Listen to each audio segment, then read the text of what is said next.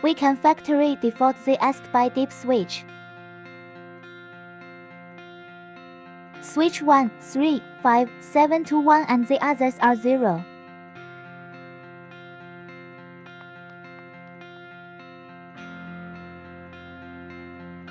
Restart the controller.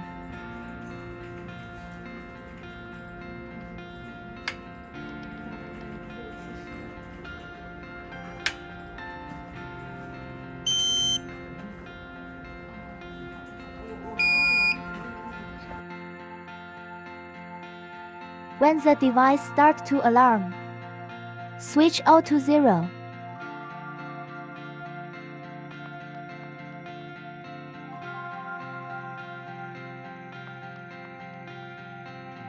Waiting the device to start normally. When the indicator turns to solid green, the controller is restored to factory defaults.